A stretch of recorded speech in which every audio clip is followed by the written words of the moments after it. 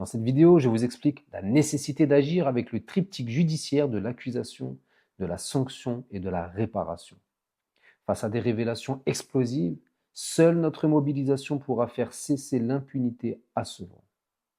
J'ai des témoignages de procureurs qui me disent qu'il y a des enquêtes pour viol qui sont classées sans suite. Alors, l'auto-justice, ce sont des personnes qui se font justice elles-mêmes. Ça, on est bien d'accord. Oui. Bon, elles se font justice elles-mêmes parce qu'elles considèrent que la justice n'a rempli plus ses missions.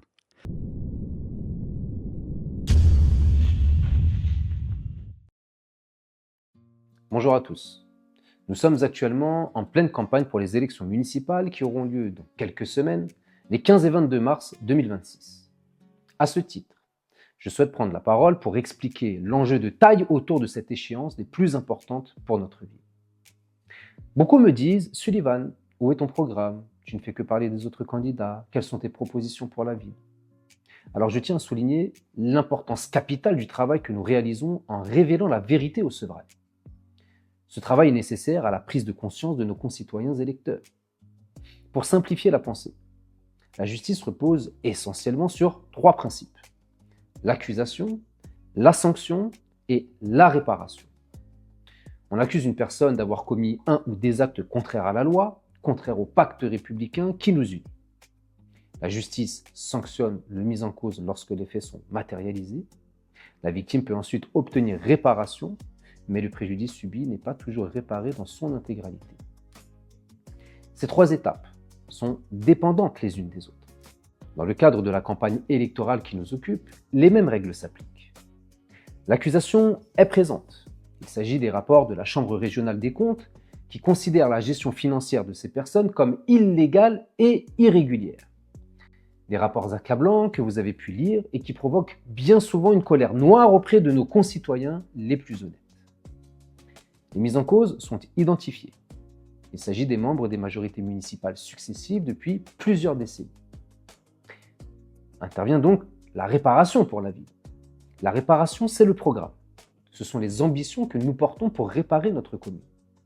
Aujourd'hui, certains Sevranais veulent demander à ceux qui ont pillé et dilapidé la ville de la réparer. Quelle folie! Comme le dit l'adage, on n'envoie pas le lion guérir l'antilope.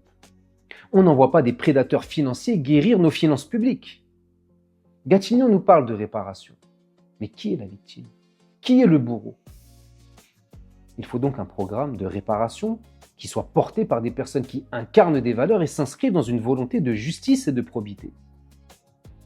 L'étape de la réparation de notre ville ne peut donc aboutir que si la deuxième étape de la sanction est établie. Et si la justice s'était acquittée de ses obligations, certains candidats actuels ne pourraient même pas se présenter aux élections. Nous pourrions alors aisément parler de réparation pour notre commune entre candidats honnêtes. Mais l'impunité judiciaire dont ils ont bénéficié s'est doublée d'une impunité administrative. Aucune autorité administrative, comme la préfecture, n'est venue sanctionner ou alerter le procureur de la République sur cette gestion alors qu'ils en avaient le pouvoir. Devrais-je plutôt dire le devoir? Mais la question qui se pose alors est la suivante. Les Sevranais permettront-ils à ces mises en cause d'obtenir l'impunité électorale qu'ils réclament? Nous ne le souhaitons pas, bien évidemment. Et cela serait une catastrophe pour notre vie. D'où l'importance d'alerter la population et de la rendre responsable, car vérité rime avec responsabilité. Si nous ne faisions pas ce travail de mise en lumière concernant ces accusations, nombreux sont les Sevranais qui seraient manipulés et qui ne verraient pas de cause justifiée pour sanctionner électoralement ces personnes. Mais qui aime se faire duper et se faire manipuler? Personne. Ce devoir est donc nécessaire. Il était donc de notre responsabilité de porter à la connaissance de nos concitoyens ces éléments qui leur permettent un consentement éclairé, comme j'ai pu l'expliquer dans une précédente vidéo. La vérité est l'élément qui nous accuse ou nous innocente. La majorité de nos concitoyens aiment la vérité, ils aiment la justice. Nous la recherchons pratiquement tous. Mais certains veulent qu'on taise cette vérité à propos de ceux qui ont saccagé, pillé et dilapidé notre ville. Lorsque la vérité se manifeste par des éléments factuels, l'impunité judiciaire devient un facteur provoquant et aggravant l'ensauvagement de la société par cette volonté d'autojustice, comme nous en parle Pierre Rancé, ancien porte-parole du ministère de la Justice. Alors, l'auto-justice, ce sont des personnes qui se font justice elles-mêmes. Ça, on est bien d'accord. Oui. Bon, elles se font justice elles-mêmes parce qu'elles considèrent que la justice n'en remplit plus ses missions, que la justice ne les protège pas, et notamment quand ils sont fragilisés. Beaucoup de gens m'ont dit que la justice ne protège plus les plus fragiles, aussi bien des victimes, des gens qui sont obligés de se faire justice, que des magistrats. C'est-à-dire que la justice aujourd'hui ne fonctionne plus. Et quand on dit qu'elle ne fonctionne plus, c'est-à-dire qu'elle ne fonctionne pas. Elle s'est arrêtée. Vous avez aujourd'hui un problème avec les plaintes. Voilà. Qui sont très et donc attaqués. ces gens-là appellent la police une fois, deux fois, trois fois, quatre fois, elle ne vient pas. Parfois, quand il décroche, c'est un commerçant qui m'a raconté ça. Il a le policier au bout du fil qui lui dit « Ah bon, c'est très bien, vous avez arrêté votre voleur, oui, oui. Vous avez récupéré votre marchandise, oui, oui. Ben, laissez-le partir. » Ouais. Bon, et quand il porte plainte 9 fois, 10 fois, 12 fois, il y a un commerçant qui a porté plainte 12 fois, et que c'est classé sans suite. Et aujourd'hui, on vous dit, voilà, c'est le procureur de la République du tribunal de Melun qui l'a dit la semaine dernière, voilà, je suis désolé, mais j'annonce à la terre entière et à tous les Français que désormais, les plaintes, elles sont classées sans suite, sans enquête. Bon, mais attention, c'est pour le roulotage, les petites choses, etc. C'est des petites choses, oui. C'est faux.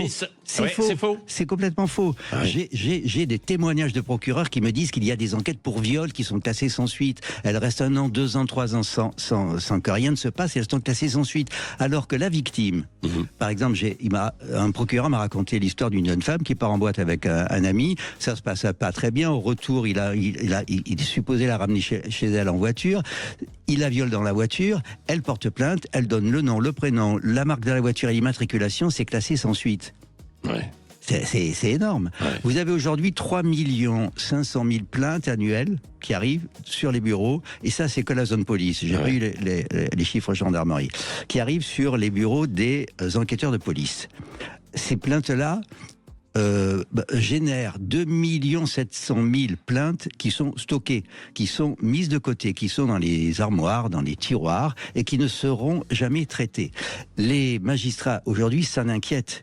Ils disent, à cause de ça, à cause de cette embolie, on ne peut pas traiter, il n'y a pas assez d'enquêteurs, ces affaires-là vont s'envenimer. Et certains, c'est le propos de mon livre, Ouais, bien sûr. voilà, me disent, on voit arriver, parce que maintenant, la plupart de ces gens-là, de ces auto-justiciers, pour la plupart, sont condamnés. Donc, ils viennent s'expliquer devant le tribunal. Et ils disent, voilà, j'ai appelé la justice, j'ai appelé la police, je me suis senti abandonné, laissé pour compte, etc. Et c'est vrai, il faut pas le faire, mais je l'ai fait, je me suis fait justice moi-même. Bien sûr, c'est la démocratie peut être en péril, c'est surtout l'état de droit, mais ces atteintes à l'état de droit, c'est parce que c'est l'État lui-même qui ne respecte pas le pacte social. Beaucoup de gens que j'ai rencontrés me disent, mais on a appelé la police, on s'est tourné vers la justice, rien ne s'est passé.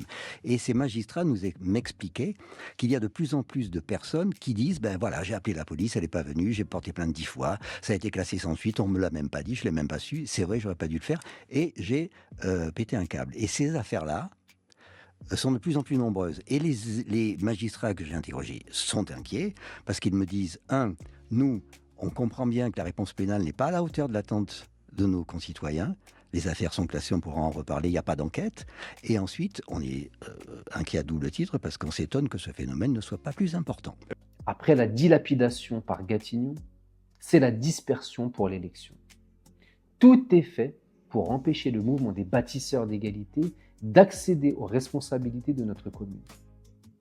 Sevran est devenue une ville de non-droit, mais elle les reprendra si nous nous mobilisons pour la justice et contre l'impunité électorale. Face aux prédateurs financiers, nous devons devenir des rhinocéros de la mobilisation.